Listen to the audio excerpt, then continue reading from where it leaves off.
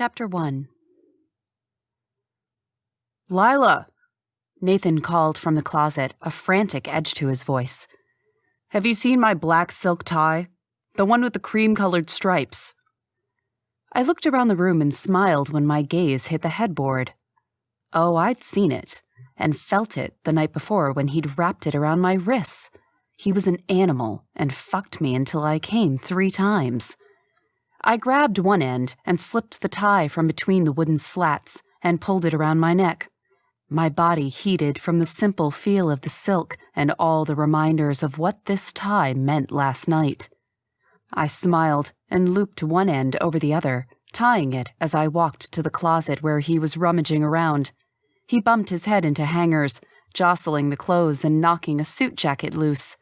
I'd never hit my head like that, but then again, he was almost 8 inches taller than me. The mop of brown hair on his head was still wet from his shower and was sticking out everywhere. I stifled a laugh from seeing him so disoriented. He was a hot mess. Emphasis on hot. He looked so good in only his slacks, his muscles rippling as he picked things up. His blue eyes were wild in their search for the article of clothing resting around my neck. I leaned against the door, with the tie resting between my bare breasts, and waited. "Is this the one you're looking for?" His head snapped in my direction, and I watched as all thought stopped. It was still attached to the headboard. He stood up straight and stalked toward me, licking his lips. "Miss Palmer, you're going to make me late, and I can't afford to be late to this interview." I already knew there was no way he could leave in the state I'd created. He reached me and pulled me close, his hands grabbing my ass and lifting me slightly from the ground. I let out a squeak and a small moan when his hard length pushed against my stomach. His lips crashed to mine, and I wrapped my arms around his neck while he picked me up, my legs tangling around his waist. "Fuck, baby. Such a little minx, getting me all riled up. My fucking cock wants to pound that sweet pussy of yours so badly," he said with a groan, his fingers digging deeper into my ass. "You have time," I said, pushing my hips down and rubbing against his length as I took his bottom lip between my teeth. His eyes moved around, searching for something. Finding what he was looking for, he took a few steps forward, and I found myself sitting on the counter in the bathroom. He moved his hand between us and pulled my panties to the side. The clicking of the metal teeth of his zipper echoed off the tile walls before he pulled his cock out and slapped it against my clit. "Such a fucking naughty girl, running around in only your panties and my tie?" A ripple ran through his body, causing me to draw in a shuddered breath of excitement. "Acting like a little slut? Begging me to fuck you. That's what you are, isn't it?" I bit my bottom lip and moved my hips, rubbing his cock against my aching pussy. "Isn't it, Delilah?" he whispered in my ear, nipping at my neck along the way. "Fuck yes." He pushed his hips against mine. "What do you want, my little slut?" "Fuck me. Baby, please fuck me." I was rewarded when he lined his cock up with my pussy and slammed it all the way in, sending fire racing through my veins. "Oh, fuck," he hissed, then pulled out and slammed back in. I cried out each time he entered me, the friction satisfying the need I always had for him. He was the euphoria-inducing injection I needed daily, better than any of my medications. I needed him every morning to chase away the monsters in my dreams, and I wasn't going to let him shirk it off because of an interview. What kind of asshole scheduled one so early anyway? All thought left me, white blanketing my mind and making it fuzzy as he pulled my hips to him and thrust in hard and deep. He set up a furious pace, wiping everything from me and replacing it with nothing but him, his love, his need, his desires. I pulled him close, loving the feeling of his skin against mine. His teeth nipped at my lip, then moved down to my jaw. I clenched around him when his teeth scraped down the length of my neck and bit down.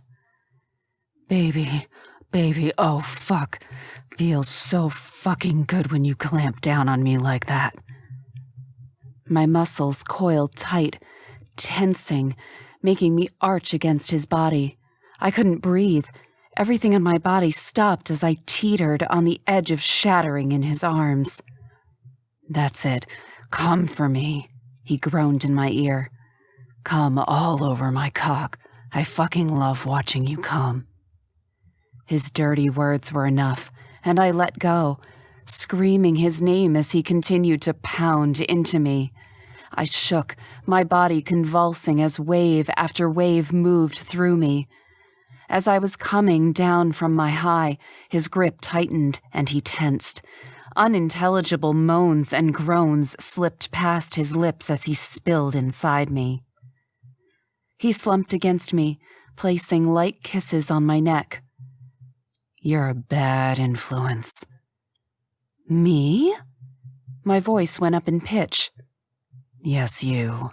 He nipped at my neck. Way too sexy. Fucking insatiable. And you walk around with nothing but your fucking panties on? That's the international symbol for bend me over and fuck me. I kissed his cheek. Will you? One brow hitched up. Will I what? Bend me over and fuck me if I wear no panties, I whispered in his ear. His cock twitched inside me, making me smile. He would. Ugh, woman, you drive me crazy. He pulled away, kissing me hard on the lips before letting go.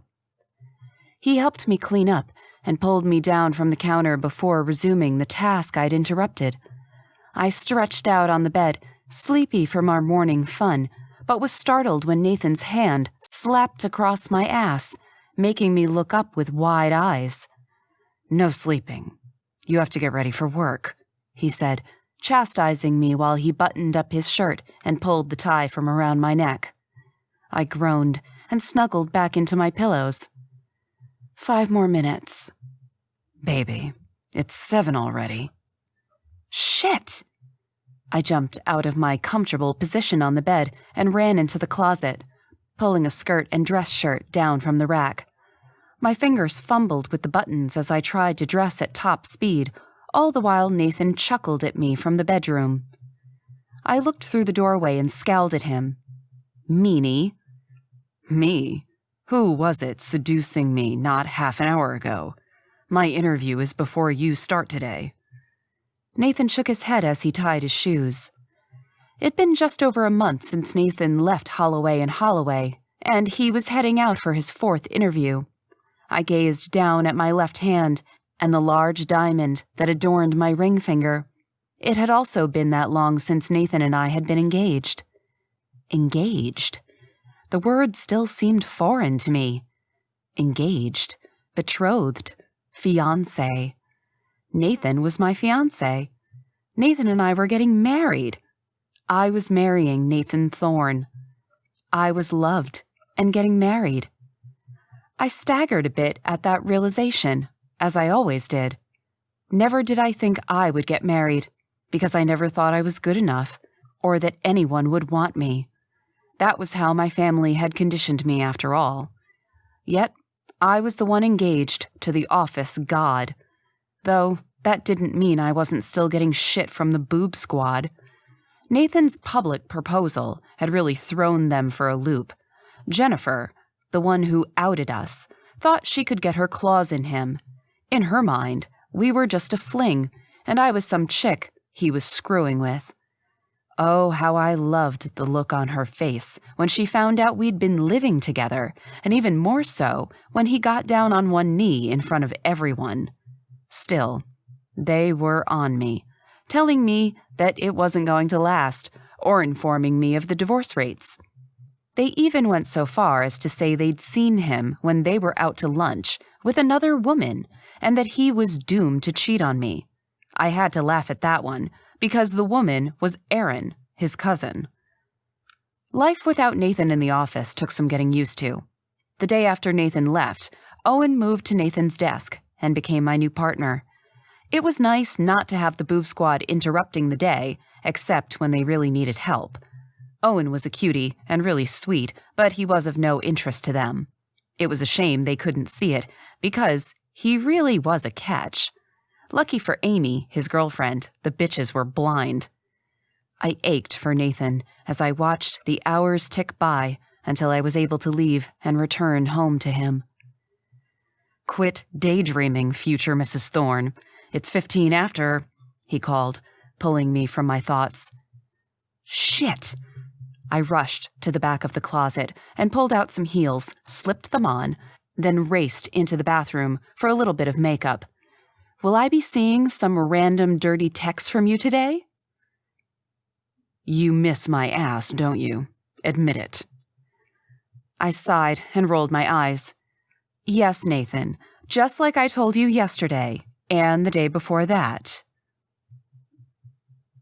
I used a higher-pitched girly voice as I continued on, my hand resting on my chest as I overacted. I ache for you all day long. I watch the hours tick by until I can return home to you.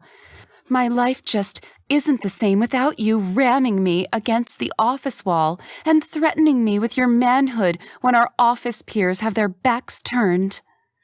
I fluttered my lashes at him for a second and smirked. He laughed out loud, kissing my forehead. Smartass.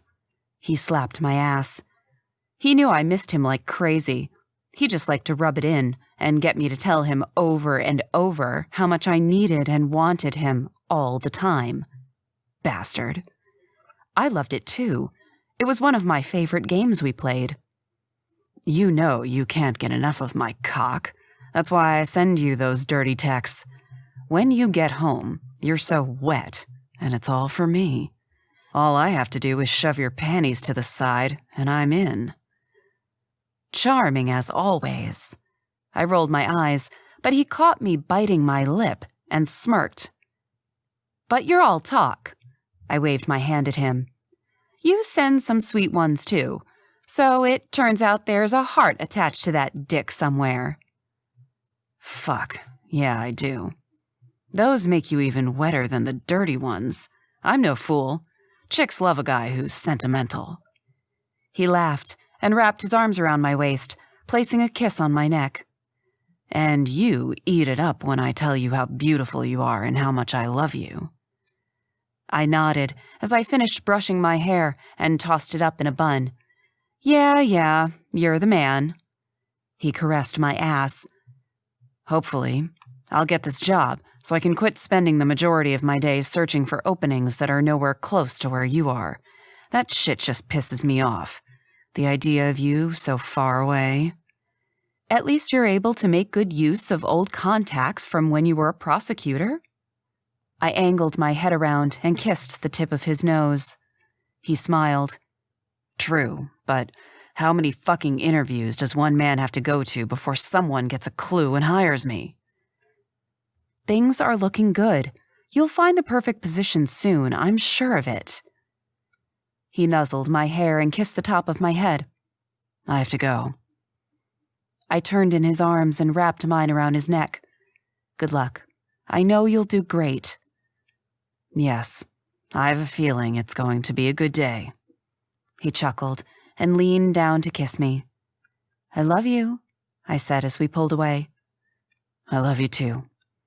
He gave me a smile and another quick kiss before heading out the door. I spent the next 10 minutes frantically getting ready before I also headed out the door, into the cold Indiana January, and to the office.